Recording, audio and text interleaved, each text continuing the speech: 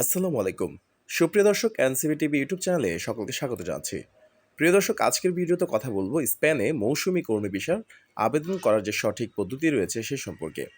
বাংলাদেশ থেকে কিভাবে স্পেনে মৌসুমী কর্মী ভিসার জন্য আপনারা আবেদন করবেন সেই প্রসেস সম্পর্কে আজকে পুরো ভিডিওতে আলোচনা হবে। তাই পুরো ভিডিওটি না টেনে সম্পূর্ণ দেখার অনুরোধ রইল।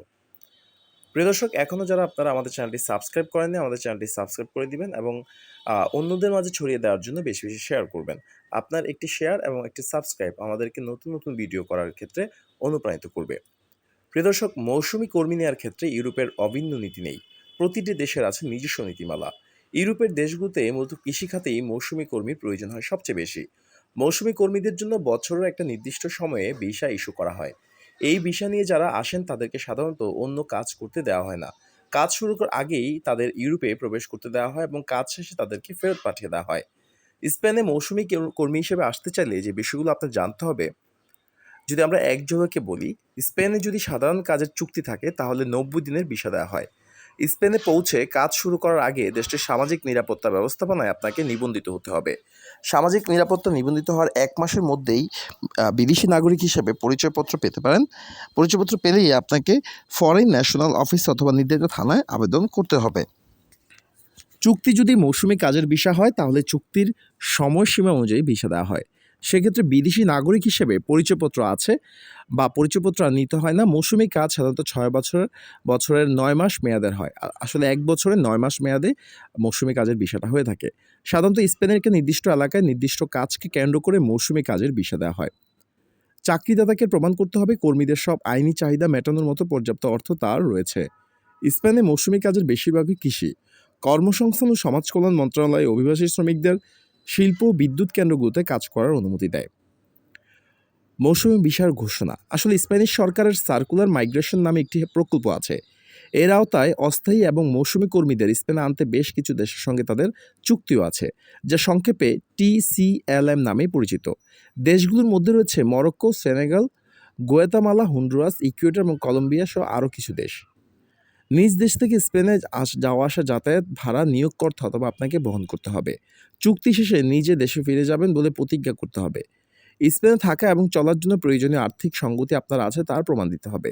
আপনি যদি ইউরোপীয় ইউনিয়নের বাইরের কোনো দেশের নাগরিক হন এবং স্পেনে 90 দিনের বেশি থাকেন তাহলে আপনার রেসিডেন্স ভিসার প্রয়োজন হবে। যদি আপনি 90 দিনের কম সময় থাকবেন তাহলে ওয়ার্ক ভিসা হলেই চলবে। ভিসা ফর্মটি ইংরেজি বা স্প্যানিশ ভাষায় পূরণ করা যাবে। পাসপোর্টে অন্তত 1 বছর মেয়াদ থাকতে হবে, খালি রাখতে হবে 2টি পৃষ্ঠা। আপনার বাসস্থান এবং কাজের চুক্তির মূল কপি এবং ফটোকপি লাগবে। কাজের চুক্তির 1 মাসের মধ্যে ভিসার আবেদন জমা দিতে হবে। গত 5 বছর ধরে আপনি যে দেশে আছেন সেই দেশের পুলিশ ক্লিয়ারেন্স জমা দিতে হবে। তা 6 মাসের বেশি পুরানো হতে পারবে না। নিবন্ধিত চিকিৎসকের দেয়া মেডিকেল সার্টিফিকেট লাগবে। তা ভিসা আবেদনের তারিখের চেয়ে 1 মাসের বেশি পুরানো হতে পারবে না। অবশ্যই ভিসা ফি দিতে হবে। যেভাবে আবেদন করবেন, কাজের কিংবা রেসিডেন্স ভিসার আবেদন করার আগে অবশ্যই আপনার নিয়োগকর্তার কাছে প্রভিন্সিয়াল অ্যালিয়েন্স অ্যাফেয়ার অফিসের কিংবা স্পেনের শ্রম শাখার নিয়ন্ত্রণাধীন প্রতিষ্ঠান থেকে আপনার জন্য ওয়ার্ক পারমিট নিতে হবে। আপনি যদি আপনার রেসিডেন্স বা কাজের চুক্তি নবায়ন করতে চান তাহলে বর্তমান ভিসার মেয়াদ শেষ হওয়ার 2 মাস আগে আপনাকে তা করতে হবে। কাজ বা রেসিডেন্স ভিসার জন্য আপনি যে দেশে আছেন সেই দেশের স্প্যানিশ কনসুলেট বা দূতাবাস থেকে আবেদন করতে হবে। বাংলাদেশ থেকে প্রতি বছরই আসলে বিভিন্নভাবে মৌসুমি কাজের বিষয় বিভিন্ন দেশের লোকজন যাওয়ার চেষ্টা করছে এবং অনেকেই যাচ্ছে। সঠিক নিয়ম মেনে আপনি যদি আসলে মৌসুমি কাজের বিষয়ের জন্য আবেদন করতে পারেন তাহলে আপনার ভিসা হওয়ার সম্ভাবনা খুব বেশি রয়েছে।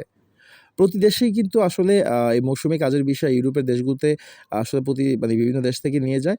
আমাদের বাংলাদেশের কিছু আসলে টেকনিক্যাল কারণ বা রাজনৈতিক কারণ এবং আমাদের বাংলাদেশের যেই শ্রমিক আছে, ওয়ার্কার আছে, তারা গিয়ে দীর্ঘদিন এখানে না থাকার একটা টেনডেন্সি তাদের মধ্যে রয়েছে।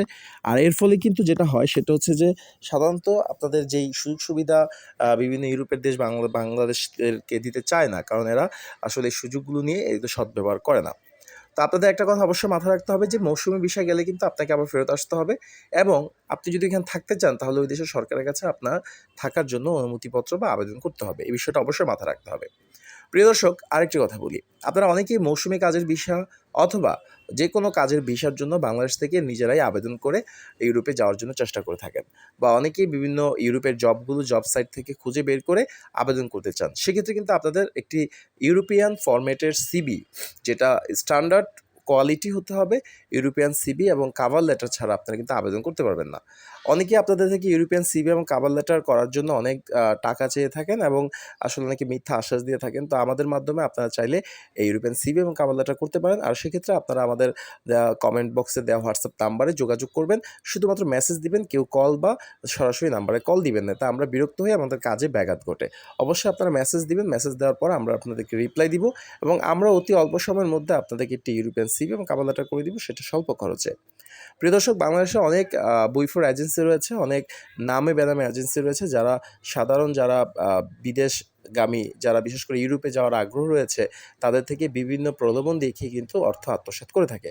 আপনারা সরকার নিবন্ধিত এজেন্সি ছাড়া কোনো এজেন্সির সাথে আর্থিক লেনদেন করবেন না এবং আর্থিক লেনদেন করলেও সেটার অবশ্যই ডকুমেন্টস বা প্রমাণপত্র রাখবেন। কারণ যেহেতু দেখেন ইউরোপের কিন্তু ভিসা এত সহজেই হয় না। বাংলাদেশ থেকে অনেক দেশের আসলে অ্যাম্বাসি নেই। যার ফলে ইউরোপের সকল দেশের অ্যাম্বাসি বাংলাদেশে না থাকার কারণে কিন্তু আমাদের পার্শ্ববর্তী দেশের ভারতের মাধ্যমেই কিন্তু বিভিন্ন এজেন্সিগুলো বা দালাল যারা রয়েছেন তারা কিন্তু ভিসাগুলো করে থাকেন। তো আপনি যদি সাধারণত এইজন্য যদি আপনি কোনো একটা এজেন্সির সাথে যোগাযোগ করেন এবং সেই এজেন্সি যদি আপনার সাথে প্রতারণা করে, আপনি কিন্তু তখন তাকে আর কিছু বলতে পারবেন না। এই ক্ষেত্রে আপনাকে অবশ্যই মাথায় রাখতে হবে যে আ যেই এজেন্সির সাথে আপনি যোগাযোগ করেন সেটা যাতে একদম রিয়েল, অথেন্টিক এবং তাদের দীর্ঘ পাস্ট যেই অতীতের কাজ রয়েছে সে কাজগুলো বিবেচনা করে অবশ্যই তাদের সাথে লেনদেন করবেন। প্রিয় দর্শক, আরেকটা কথা বলে রাখি, আপনারা অনেকে আমাদের চ্যানেল থেকে নিয়মিত ভিডিও দেখেন কিন্তু আমাদের চ্যানেলটি সাবস্ক্রাইব করেন না। যারা আমাদের চ্যানেলটি এখনও সাবস্ক্রাইব করেননি, আমাদের চ্যানেলটি অতি দ্রুত সাবস্ক্রাইব করে দিবেন এবং পরবর্তী ভিডিও পেতে পাশে থাকা বেল আইকন প্রেস করে যাবেন।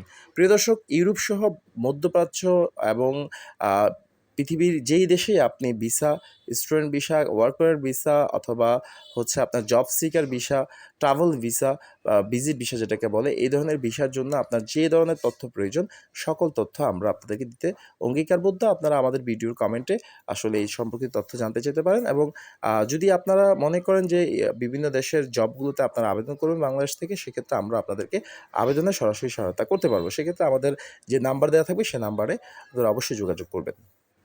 প্রিয় দর্শক, আজকের ভিডিওটি আর বেশি দীর্ঘায়িত করব না। আজকের ভিডিওটি এখানে শেষ করব। তবে যাওয়ার আগে কিছু কথা একেবারে সংক্ষেপে বলে রাখি। ইউরোপ যাওয়ার জন্য অবশ্যই আপনার কয়েকটি জিনিস মাথায় রাখতে হবে। সেটা হচ্ছে যে প্রয়োজনীয় ডকুমেন্টস, শিক্ষাগত যোগ্যতা, ভাষাগত দক্ষতা এবং এই বিষয়গুলো আপনি যদি নিজের থেকে একটু, একটু করে গুছিয়ে রাখতে পারেন, তাহলে কিন্তু ইউরোপ যাওয়ার জন্য আপনার পথ অনেক সহজ হয়ে যাবে। আর অবশ্যই নিজের আবেদন করা যায়। অনেকেই বলে থাকবে যে এজেন্সি ছাড়া ভিসা হয় না। এই কথাটা ভুল। আপনি নিজে ঘরে বসে আবেদন করেও কিন্তু ইউরোপের ভিসা সংগ্রহ করতে পারবেন। সেক্ষেত্রে আপনাকে সঠিক প্রসেস জানতে হবে এবং এটাতে আপনার অভিজ্ঞতা থাকতে হবে। প্রিয় দর্শক, আজকের ভিডিওটি এখানে শেষ করছি। সকলের সুস্থতা কামনা করছি। সকলে সুস্থ এবং ভালো থাকবেন। আসসালামু আলাইকুম ওয়া রাহমাতুল্লাহি ওয়া বারাকাতুহু।